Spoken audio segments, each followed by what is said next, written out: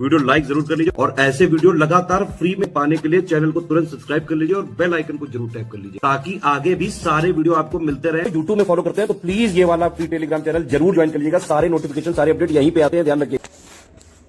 नमस्कार दोस्तों, exam preparation के यूट्यूब चैनल पर मैं प्रियंका एक बार फिर से आप सभी का स्वागत करती हूँ।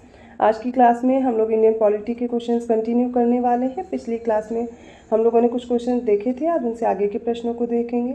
इससे पहले इस रात को 9 बजे वाली क्लास में हम लोगों ने साइंस के 500 क्वेश्चन सॉल्व कर लिए हैं, ज्योग्राफी के सॉल्व हो चुके हैं, हिस्ट्री के भी, और पॉलिटी का पार्ट फर्स्ट हो चुका है। सेकेंड पार्ट स्टार्ट किया जिसमें टॉप 500 MCQs और सॉल्व करने वाले हैं। आई होप आपको ये क्लास पसंद आएगी। वीडियो को ध्यानपूर्वक पूरा देखिए। आपको इसकी PDF प्राप्त करनी है। अगर कोई कोर्स ज्वाइन करना है, चाहे आप UPPSC से रिलेटेड UPPCS की प्रिपरेशन कर रहे हैं, ROA ROD एग्ज़ाम देने वाले हैं, BEO की वैकेंसी आ रही है उसके लिए, या अदर कोई कम्पिटिटिव एग्ज़ाम है जिसमें भी GS के ये सब्जेक्ट्स पूछे जाते हैं, उन सभी की प्रिपरेशन के लिए आप कोर्स ज्वाइन कर सकते हैं। इसके लिए आप दिए गए नंबर्स पे कॉल या मैसेज करके इन्फॉर्मेशन ले सकते हैं। अदरवाइज़ आपको गूगल प्ले स्टोर से स्टडी फॉर सिविल सर्विसेज का ऐप डाउनलोड करना है और कोर्सेज की जानकारी वहाँ पर दी गई है। आप जिस भी कोर्स को परचेज करना चाहते हैं पूरी इन्फॉर्मेशन देखते हुए, आपको डेमो भी दिया गया उसमें, उसको देखते हुए ज्ञान सर कूपन कोड है अप्लाई करेंगे, 20% का तुरंत डिस्काउंट मिल जाएगा।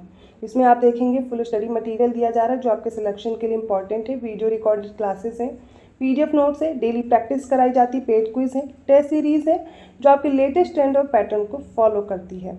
आपके सिलेक्शन के लिए इंपॉर्टेंट पैटर्न को देखते हुए ही ये कोर्स डिज़ाइन किया गया है। आप जिस भी कोर्स को परचेज करेंगे कूपन कोड अप्लाई करना मत भूलिएगा, ज्ञान सर का 20% का आपको तुरंत डिस्काउंट मिल जाएगा। सिलेक्शन के लिए जितना भी मटेरियल इंपॉर्टेंट होता है वो सब दिया गया है कोर्स में। आप बिना देर के स्टडी फॉर सिविल सर्विसेज को फॉलो कर सकते हैं क्योंकि यहाँ पर सिलेक्शन सबसे ज़्यादा दिए जाते हैं। बिना पेड कोर्स ज्वाइन किए भी आप प्रिपरेशन कर सकते हैं। उसके लिए आपको यूट्यूब चैनल फॉलो करना है। स्टडी फॉर सिविल सर्विसेज का प्लेलिस्ट बनाई गई है, आप जिस भी कोर्स की प्रिपरेशन कर रहे हैं वो प्लेलिस्ट फॉलो कर सकते हैं और आसानी से सिलेक्शन ले सकते हैं। चलिए बिना देर के आज की क्लास स्टार्ट करते हैं। आज के सेट का पहला प्रश्न है, एक व्यक्ति कितने वर्ष की आयु प्राप्त करने के बाद ही पंचायतों और नगर पालिकाओं के चुनाव लड़ने के लिए पात्र है? ऑप्शन ए है 18 वर्ष, ऑप्शन बी है 21 वर्ष, ऑप्शन सी है 25 वर्ष या फिर ऑप्शन डी है 30 वर्ष। और इसका सही उत्तर हो जाएगा ऑप्शन बी। 21 वर्ष की आयु चाहिए होती है पंचायतों और नगर पालिकाओं के चुनाव को लड़ने के लिए, और मतदान के लिए 18 वर्ष की आयु की ज़रूरत होती है। तो ऑप्शन यहाँ पर बी करेक्ट है। अगला प्रश्न है, दी गई घटनाओं का सही कालानुक्रमिक क्रम क्या है? पहला देख लीजिए, पृथ्वी पर्स का उन्मूलन। सेकंड है धर्मनिरपेक्षता को संविधान की मूल संरचना के रूप में घोषित करना। थर्ड है राष्ट्रीय आपातकाल के संदर्भ में आंतरिक अशांति शब्द को सशस्त्र विद्रोह से बदलना। इनके क्रम के अनुसार इनको लगाना है क्रोनोलॉजिकल ऑर्डर में। ऑप्शंस आपके सामने हैं। इसका सही उत्तर हो जाएगा, सबसे पहले पृथ्वी पर्स का उन्मूलन होता है, उसके बाद राष्ट्रीय आपातकाल के संदर्भ में आंतरिक अशांति शब्द को सशस्त्र विद्रोह शब्द में बदल दिया जाता है, और उसके बाद होता है धर्मनिरपेक्षता को संविधान की मूल संरचना के रूप में घोषित करना। 263 क्वेश्चन है, निम्नलिखित प्रशासनिक अधिकारियों को उनकी वरीयता के क्रम में व्यवस्थित करें। पहले हैं सचिव, सेकंड है अवर सचिव, थर्ड है उप सचिव और फोर्थ है संयुक्त सचिव। एक बार इंग्लिश में देख लीजिए तो आप लगा पाएंगे, जैसे कि पहले सेक्रेटरी, फिर है अंडर सेक्रेटरी, डेप्यूटी सेक्रेटरी और फिर जॉइंट सेक्रेटरी। इनको क्रोनोलॉजिकल ऑर्डर में लगाना है, उनकी जो वरीयता का क्रम है। ठीक है, तो ऑप्शन देख लीजिए, आपको सामने दिए गए हैं, इनमें से सही उत्तर बताना है। इसमें पहले सबसे पहले जो क्रम आएगा वो सचिव का आएगा, उसके बाद संयुक्त सचिव सेक्रेटरी, उसके बाद जॉइंट सेक्रेटरी, इसके बाद थर्ड आएगा डेप्यूटी सेक्रेटरी, और फोर्थ नंबर पर जो वरीयता का क्रम है वो अवर सचिव का है, अंडर सेक्रेटरी का। ऑप्शन डी करेक्ट है, 1432। 264 क्वेश्चन है, मुख्यमंत्री की अध्यक्षता वाली समिति द्वारा निम्नलिखित में से किस पद के लिए उम्मीदवार की सिफारिश की जाती है? ऑप्शन ए है राज्य मुख्य सूचना आयुक्त, ऑप्शन बी है उच्च न्यायालय के न्यायाधीश, ऑप्शन सी है राज्य मानवाधिकार आयोग के अध्यक्ष, और ऑप्शन डी ए और सी दोनों। इनमें से बताना है कौन सा आंसर करेक्ट है, और राइट आंसर आप चूज करेंगे इसका ऑप्शन डी, ए और सी दोनों। इसमें राज्य मुख्य सूचना आयुक्त भी आएंगे और राज्य मानवाधिकार आयोग के अध्यक्ष। 265 क्वेश्चन है, राष्ट्रीय रक्षा कोष के संदर्भ में गलत कथन का चयन कीजिए। पहला कथन है इसकी स्थापना रक्षा क्षेत्र में स्टार्टअप को बढ़ावा देने के लिए की गई है। ऑप्शन बी है यह फंड पूरी तरह से जनता के स्वैच्छिक योगदान पर निर्भर है और इसे कोई बजटीय सहायता नहीं मिलती है। सी है यह प्रधानमंत्री की अध्यक्षता में एक कार्यकारी समिति द्वारा प्रशासित किया जाता है। ऑप्शन डी है ऑल ऑफ द अबव या फिर उपरोक्त सभी। इसका राइट आंसर हो जाएगा ऑप्शन ए। यही कथन गलत दिया गया है कि इसकी स्थापना रक्षा क्षेत्र में स्टार्टअप को बढ़ावा देने के लिए की गई है। बाकी सारे स्टेटमेंट सही हैं। देखिए, राष्ट्रीय रक्षा कोष की जो स्थापना है वो की गई है सैनिक बल और अर्धसैनिक बल जो हैं इनकी सहायता के लिए, अर्थात सशस्त्र बल या फिर अर्धसैनिक बल हैं उनके जो आश्रित हैं इन सभी सदस्यों की सहायता के लिए एक कोष का निर्माण किया गया है जिसकी अध्यक्षता प्रधानमंत्री करते हैं। तो यहाँ पर ऑप्शन ए सही है, वो गलत दिया गया है। बाकी सारे स्टेटमेंट करेक्ट हैं। अगला प्रश्न है निम्नलिखित में से किस परिस्थिति में कार्यवाहक सरकार स्थापित नहीं की जा सकती। ऑप्शन ए है जब राष्ट्रपति का पद रिक्त हो जाता है। ऑप्शन बी है जब सदन समय से पहले भंग हो जाता है। ऑप्शन सी है जब चुनाव में अधिकतम सीटें हासिल करने वाली पार्टी को सदन में अपना बहुमत साबित करना बाकी हो। ऑप्शन डी है उपरोक्त सभी। इसका राइट आंसर है ऑप्शन ए, जब राष्ट्रपति का पद रिक्त हो जाता है तब कार्यवाहक सरकार स्थापित नहीं की जा सकती। ऑप्शन ए सही है। 267 क्वेश्चन है संयुक्त राष्ट्र सुरक्षा परिषद की अस्थायी सदस्यता के संदर्भ में सही कथन का चयन कीजिए। पहला कथन है अस्थायी सदस्य अधिकतम 5 वर्षों के लिए चुने जाते हैं।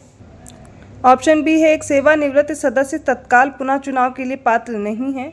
ऑप्शन सी प्रत्येक उम्मीदवार को संयुक्त राष्ट्र महासभा द्वारा सर्वसम्मति से चुना जाना चाहिए। और ऑप्शन डी है इनमें से कोई नहीं। राइट आंसर हो जाएगा ऑप्शन ए, जिसके तहत बताया गया है कि अस्थायी सदस्य अधिकतम 5 वर्षों के लिए चुने जाते हैं। यही सही कथन दिया गया है। ऑप्शन ए राइट है। इसमें सेकंड स्टेटमेंट गलत है कि एक सेवानिवृत्त सदस्य तत्काल पुनः चुनाव के लिए पात्र नहीं है, ये गलत है।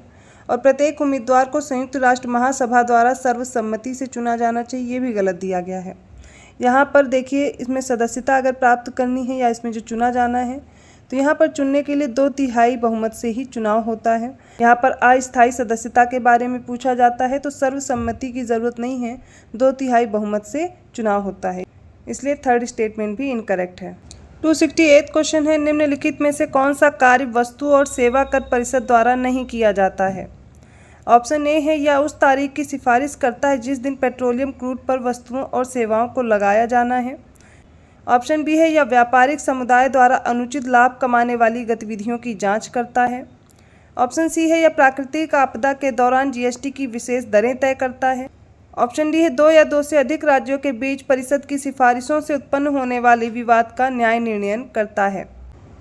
इसका राइट आंसर ऑप्शन डी, 2 या 2 से अधिक राज्यों के बीच परिषद की सिफारिशों से उत्पन्न होने वाले विवाद का न्याय निर्णय वस्तु और सेवा कर परिषद द्वारा नहीं किया जाता। बाकी सारे स्टेटमेंट करेक्ट दिए गए हैं। ऑप्शन डी राइट है। 269 क्वेश्चन है अविश्वास प्रस्ताव के बारे में निम्नलिखित में से कौन सा कथन सही नहीं है। पहला कथन है संविधान में इसका कहीं उल्लेख नहीं है। बी है यह जांचना अध्यक्ष या फिर स्पीकर की भूमिका है कि प्रस्ताव क्रम में है या नहीं। ऑप्शन सी है अविश्वास प्रस्ताव लाने के लिए कोई कारण अनिवार्य नहीं है। ऑप्शन डी इस प्रस्ताव के बाद अगली वैकल्पिक सरकार में विश्वास प्रस्ताव अनिवार्य रूप से लाया जाना चाहिए। तो यहाँ पर आप देख रहे हैं नो कॉन्फिडेंस मोशन के बारे में आपको कुछ स्टेटमेंट दिए गए हैं। पूछा है कौन सा स्टेटमेंट इनकरेक्ट है। इसका राइट आंसर हो जाएगा ऑप्शन डी, इस प्रस्ताव के बाद अगली वैकल्पिक सरकार में विश्वास प्रस्ताव अनिवार्य रूप से लाया जाना चाहिए, ये कथन गलत दिया गया है। बाकी सारे कथन अविश्वास प्रस्ताव को लेकर के सही दिए गए हैं। ऑप्शन डी राइट है। अगला प्रश्न है किस अनुच्छेद में यह प्रावधान है कि किसी राज्य का विधानमंडल नगर पालिका की बैठकों में मत देने के अधिकार के बिना नगर पालिका में कुछ व्यक्तियों के प्रतिनिधित्व की व्यवस्था कर सकता है। Option A 243R, option B है 243(5), ऑप्शन सी है 243T और ऑप्शन डी है 243U। इनमें से देख करके बताइए इसका सही उत्तर क्या होगा। और राइट आंसर हो जाएगा ऑप्शन ए 243R। इसके तहत ये प्रावधान है कि किसी राज्य का विधानमंडल नगर पालिका की बैठकों में मत देने के अधिकार के बिना ही नगर पालिका में कुछ व्यक्तियों के प्रतिनिधित्व की व्यवस्था कर सकता है। 271 क्वेश्चन है भारतीय संविधान की अनुसूची 5 के संदर्भ में अनुसूचित क्षेत्रों की घोषणा किसके द्वारा की जाती है। ऑप्शन ए है एक राज्य के राज्यपाल द्वारा, ऑप्शन बी है संसद के द्वारा, ऑप्शन सी है राष्ट्रपति या फिर ऑप्शन डी है राज्य विधायिका। इसका सही उत्तर हो जाएगा ऑप्शन सी राष्ट्रपति के द्वारा। तो भारतीय संविधान के अनुसूची 5 अर्थात शेड्यूल 5 में बताया गया है कि अनुसूचित क्षेत्रों की घोषणा राष्ट्रपति के द्वारा की जाएगी। ऑप्शन सी करेक्ट है। 272 क्वेश्चन है, संसद से संबंधित कौन सा मामला संसदीय कार्य मंत्रालय के दायरे में आता है। ऑप्शन ए है राज्यसभा और लोकसभा के लिए मनोनयन। ऑप्शन बी है संसद के चुनाव। ऑप्शन सी है संसद में मंत्रियों द्वारा दिए गए आश्वासनों का कार्यान्वयन। और ऑप्शन डी है उपरोक्त सभी। इसका राइट आंसर है ऑप्शन सी, संसद में मंत्रियों द्वारा दिए गए आश्वासनों का कार्यान्वयन ये संसदीय कार्य मंत्रालय के दायरे में आता है। ऑप्शन सी करेक्ट है। 273 क्वेश्चन है, भारत के प्रधानमंत्री के संबंध में निम्नलिखित में से कौन सा या कौन से कथन सही हैं। पहला ऑप्शन देखिए, यदि वह राज्यसभा का सदस्य है तो वह अविश्वास प्रस्ताव के पारित होने के दौरान मतदान नहीं कर सकता है या कर सकती है। ऑप्शन बी है, वह संसद सदस्य हुए बिना अपने कार्यकाल के दौरान किसी भी स्तर पर यह पद धारण नहीं कर सकता है। ऑप्शन सी, वह किसी विभाग से संबंधित स्थायी समिति का सदस्य नहीं हो सकता है। और ऑप्शन डी है ए और सी दोनों। इसका राइट आंसर है ऑप्शन डी, ए और सी दोनों ही स्टेटमेंट करेक्ट दिए गए हैं। यदि राज्यसभा के सदस्य हैं प्रधानमंत्री तो अविश्वास प्रस्ताव पारित होने के दौरान मतदान नहीं करेंगे और वह किसी विभाग से संबंधित स्थायी समिति के सदस्य नहीं हो सकते। ऑप्शन डी राइट है। 274 क्वेश्चन है, उस सदन के सभापति या फिर उपसभापति की अनुपस्थिति में उपाध्यक्षों के पैनल में से कोई भी सदन की अध्यक्षता कर सकता है।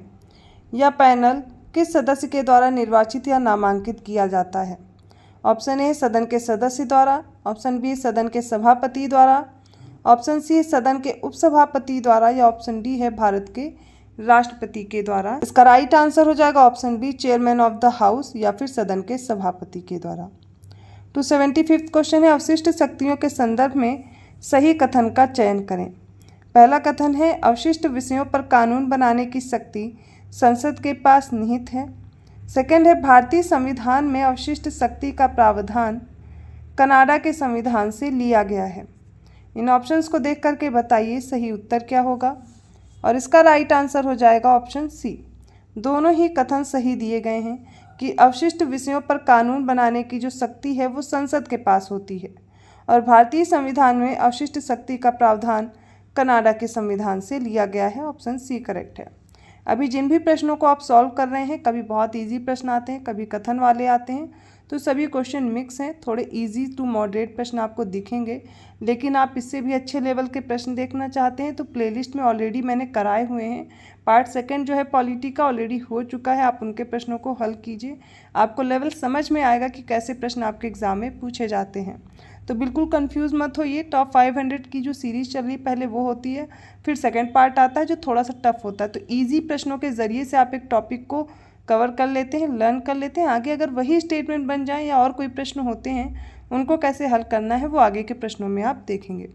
चलिए अगला प्रश्न देखते हैं। 276 क्वेश्चन है, निम्नलिखित में से कौन राष्ट्रपति के चुनाव में भाग लेता है। ऑप्शन ए संसद के दोनों सदनों के निर्वाचित सदस्य।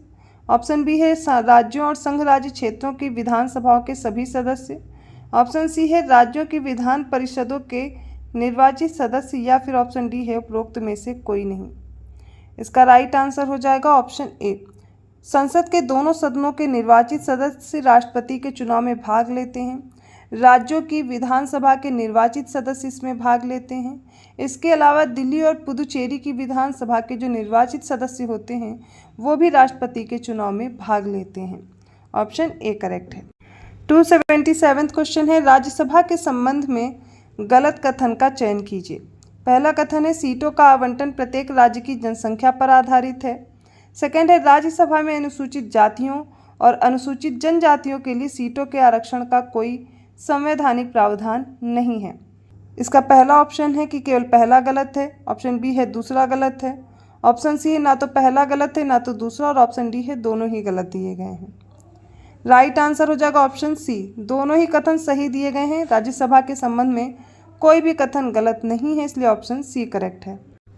278 क्वेश्चन है, सार्वजनिक उपक्रम समिति के संबंध में सही कथन का चयन कीजिए। पहला कथन है चेयरमैन की नियुक्ति राज्यसभा के सभापति द्वारा की जाती है। ऑप्शन बी है इसे कैग की रिपोर्ट की जांच करने का कोई अधिकार नहीं है। ऑप्शन सी किसी मंत्री को समिति के सदस्य के रूप में नियुक्त नहीं किया जा सकता है।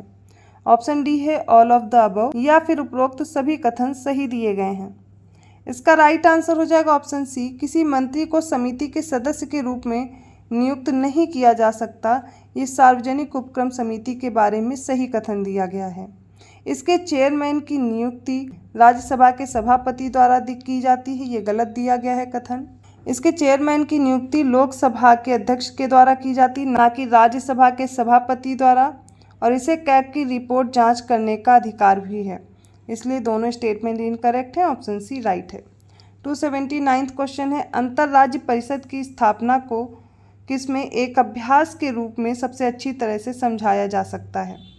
ऑप्शन ए लोकतांत्रिक विकेंद्रीकरण के द्वारा, ऑप्शन बी है सहकारी संघवाद, ऑप्शन सी प्रत्यक्ष लोकतंत्र और ऑप्शन डी है प्रशासनिक प्रतिनिधि मंडल।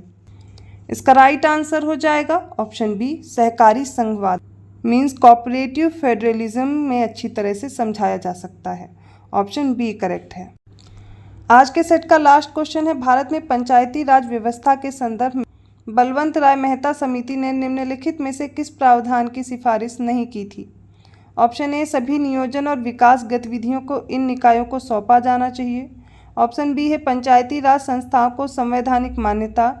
ऑप्शन सी है जिला कलेक्टर जिला परिषद का अध्यक्ष होना चाहिए। और ऑप्शन डी है उपरोक्त सभी।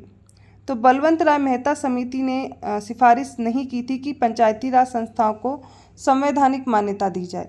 बाकी सारे ऑप्शन करेक्ट हैं कि सभी नियोजन और विकास गतिविधियों को इन निकायों को सौंपा जाना चाहिए और जिला कलेक्टर जिला परिषद का अध्यक्ष होना चाहिए। जबकि LM सिंघवी समिति ने कहा था कि पंचायती राज समिति को संवैधानिक मान्यता दी जानी चाहिए। तो ये हो गए आज के पॉलिटी के प्रश्न। आई होप आपको समझ में आए होंगे। किसी भी क्वेश्चन में डाउट लग रहा है, कन्फ्यूज़न आ रही है, तो आप कमेंट करके उन क्वेश्चंस के आंसर को डिस्कस कर सकते हैं। अगर वीडियो अच्छा लगा प्लीज़ लाइक कीजिए, चैनल को सब्सक्राइब कीजिए। ऐसे ही क्वेश्चंस और मेरे साथ आप सॉल्व करना चाहते हैं तो बेल आइकन प्रेस कर दीजिए, नोटिफिकेशन आपको आसानी से मिल जाएगा। इसके अलावा आप इन क्लासेस की PDF प्राप्त करना चाहते हैं, PDF notes, test series join करना चाहते हैं या स्टडी फॉर सिविल सर्विसेज का कोई भी कोर्स ज्वाइन करना चाहते हैं तो दिए गए नंबर्स पे आप कॉल या मैसेज करके जानकारी ले सकते हैं। अदरवाइज़ गूगल प्ले स्टोर से आप स्टडी फॉर सिविल सर्विसेज के ऐप को डाउनलोड कीजिए। अभी भी आपके पास ठीक ठाक वक्त है। UPPCS एग्ज़ाम देना चाहते हैं, RO री एग्ज़ाम की प्रिपरेशन कर रहे हैं, इन सभी एग्ज़ाम के लिए या अदर स्टेट PCS के लिए बेस्ट स्टडी मटीरियल के साथ कोर्सेज अवेलेबल हैं। तो टेस्ट सीरीज़ लीजिए या फिर आप अदर कोई कोर्स ज्वाइन कर रहे हैं जैसे कि फुल पेड कोर्स है, उसमें आपको डेली प्रैक्टिस कराई जाएगी। पेड क्विज़ है, टेस्ट सीरीज़ है, मॉक टेस्ट हैं जो कि फुल लेंथ है, सब्जेक्ट वाइज टेस्ट दिए गए हैं। तो इतने ज़्यादा क्वेश्चंस के साथ अगर आप प्रैक्टिस करके जाएंगे तो आप बेहतर ढंग से सिलेक्शन ले सकते हैं। तो ये हो गई कोर्स से रिलेटेड जानकारी। और UP पुलिस कांस्टेबल वाले बच्चे भी मात्र 100 रुपये में प्रिपरेशन कर सकते हैं। फुल स्टडी मटेरियल दिया जा रहा है मात्र 100 रुपये में और 50 रुपये में टेस्ट सीरीज़ प्रोवाइड की जा रही है, वो भी ज्ञान सर एजुकेशन ऐप में। आपको कोर्स ज्वाइन करते वक्त ज्ञान सर कूपन कोड अप्लाई करना है, तुरंत 50% का डिस्काउंट मिल जाएगा और आप अपना कोर्स मात्र 100 रुपये में ले पाएंगे। तो मैं मिलती हूँ ऐसे ही क्वेश्चंस के साथ अगले वीडियो में। तब तक के लिए धन्यवाद।